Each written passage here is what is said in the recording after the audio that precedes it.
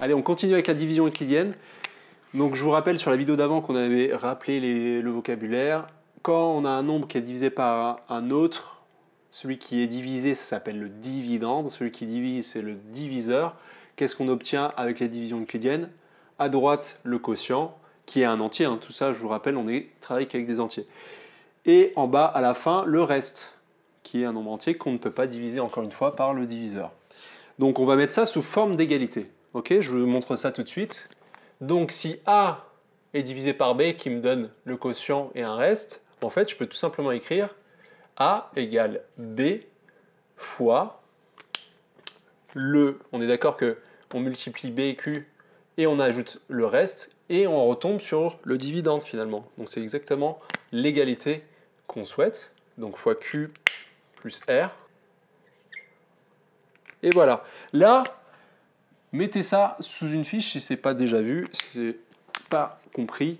Ça, c'est l'égalité de la division euclidienne qui nous vient de la division euclidienne. C'est noté cette fois-ci sous forme d'égalité parce qu'il y a un égal là. Okay, donc, on va voir tout de suite un cas concret.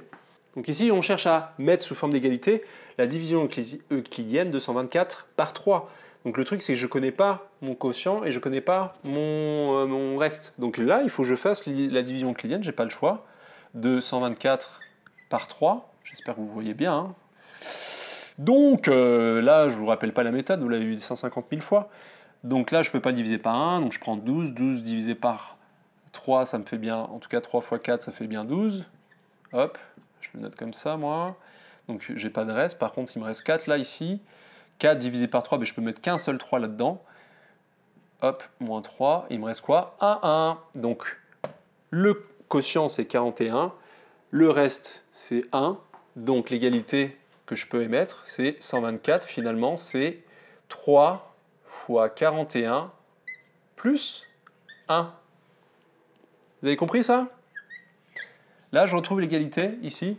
Donc si vous maîtrisez votre division euclidienne, pas de souci, vous avez juste à reprendre dans ce sens-là. Et vous voyez bien que c'est logique que 3 fois 41 plus 21 plus 1, pardon, plus le reste, on retombe sur notre dividende, tout simplement. Oui, c'est aussi simple que ça. Alors, vous faites les petits exercices à côté. Nous, on continue sur les divisions euclidiennes. On va chercher, cette fois-ci, pas en nous donnant de manière classique le dividende et le diviseur, pardon.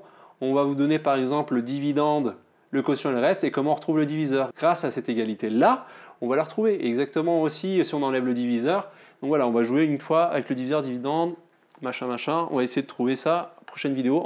Et par contre, vous entraînez à faire ces exos avant. Hein, triche pas.